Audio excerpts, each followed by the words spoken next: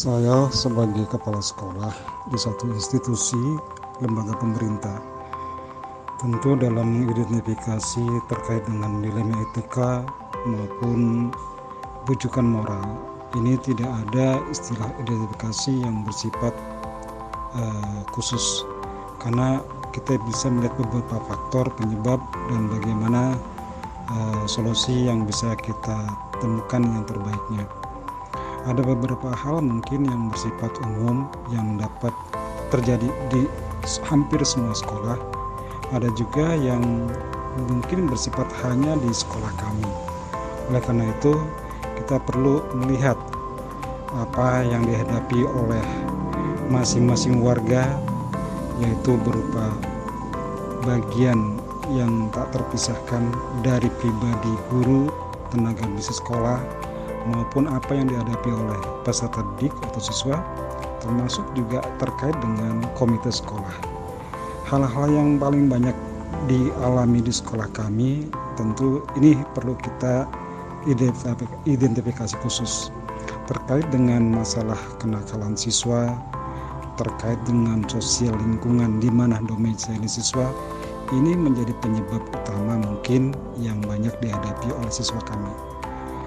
Ada beberapa hal yang mungkin juga di luar kemampuan dari siswa yang terkait pada sumber daya. Ini sumber daya yang kami maksud mungkin bisa terjadi pada masing-masing ataupun sebagian personal, terkait juga mungkin dalam hal keuangan atau mungkin peraturan yang belum dipahami oleh semua warga. Seperti itu misalnya. Identifikasi itu bersifat dinamis, tidak serta-merta hanya itu saja, karena mungkin beberapa faktor. Hal-hal yang perlu kita cermati, tentu ada sumber dan bagaimana mencari solusi yang terbaik. Karena ini butuh proses, butuh pendekatan dan komunikasi. Pengambilan keputusan dilihat dari skala prioritas, mana yang lebih urgen atau yang terpenting. Apalagi kalau misalnya dua-duanya itu adalah mengandung unsur kebajikan yang benar, ini butuh untuk beberapa pertimbangan dan faktor-faktor. Apalagi kalau misalnya kasus itu adalah ada yang benar, ada yang salah, ini akan lebih mudah. Pertimbangan lebih diprioritaskan pada ketentraman, keamanan, dan kenyamanan pada pembelajaran yang akan didapat oleh peserta didik, terutama dalam mencapai student well-being.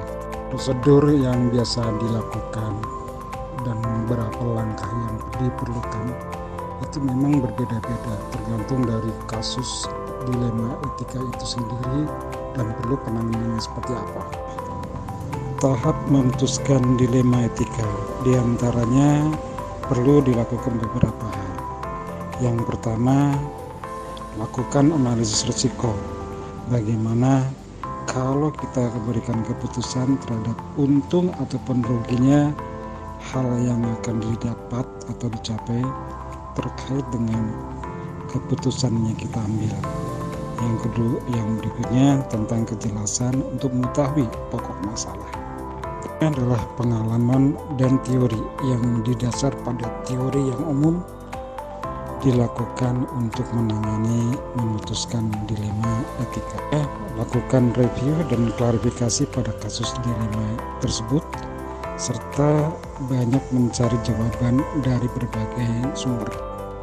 Mencari acuan peraturan tentang ketentuan dan budaya sekolah dengan visi misi yang sudah ditetapkan sebagai pijakan hukum dan sanksi, serta mendayagunakan perbedaan secara konstruktif. Kelima, naluri pribadi dalam merasakan suatu kebenaran juga perlindungan. Ini dilakukan untuk mendapatkan integritas dan adanya beberapa benturan kepentingan. Lakukan semangat toleransi dengan melakukan komunikasi dengan orang-orang atau pihak terkait kasus etika. Ini dilakukan dengan tujuan untuk mendapatkan prinsip tentang pandangan, klarifikasi, motivasi, dan dorongan untuk perbaikan etika. Melakukan pending atau mungkin juga meninggalkan kasus tersebut untuk menyelesaikan kasus lain yang lebih prioritas. Yang ini dilakukan kemungkinan ada keterkaitan.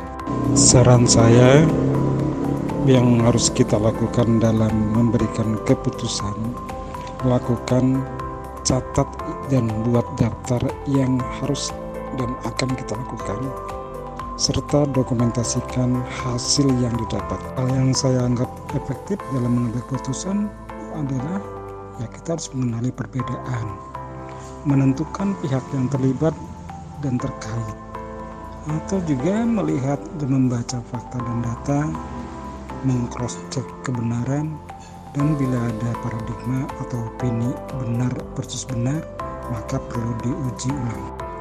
Hal yang menghambat dalam mengambil keputusan dalam kasus-kasus dilema etika itu banyak, beberapa faktor.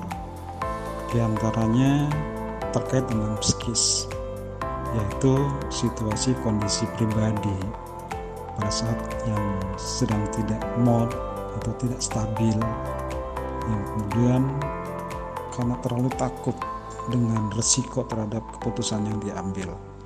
Hal yang lain seperti yang non psikis, diantaranya kurang atau tidak cukup dengan informasi yang diambil dari data-data yang diperlukan, atau juga kebanyakan informasi yang berlebihan yang mengakibatkan terlalu banyak orang yang terlibat di dalam untuk pengambil keputusan, atau adanya kepentingan individu atau golongan tertentu sehingga informasi ini cenderung tidak sesuai dengan yang diharapkan.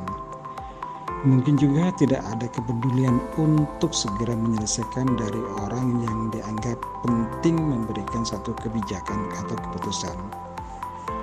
Hal yang lain juga bisa saja yang menjadi hambatan adalah kekurang konsistennya terhadap permasalahan, ataupun adanya kurang komunikasi atau diskusi untuk bisa segera menyelesaikan masalah yang terkait dengan etika tadi.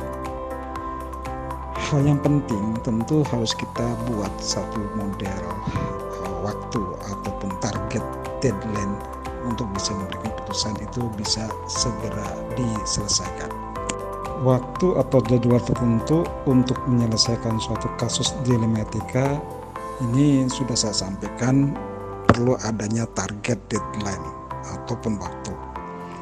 Proses menentukan keputusan bisa dengan cepat saat itu, ataupun butuh beberapa waktu yang saya sampaikan di atas pada target tadi. Penentuan keputusan ini butuh yang disebut dengan standar operasional prosedur atau SOP yang dibuat bersama, disepakati dalam langkah-langkah dan waktu yang diperlukan agar disiapkan dan diantisipasi.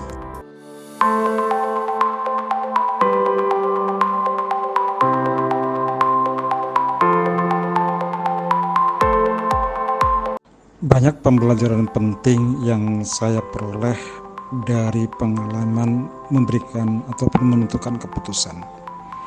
Dengan prinsip, sikap, kolaborasi ini membuat saya bisa lebih dewasa dan dapat mengambil yang benar.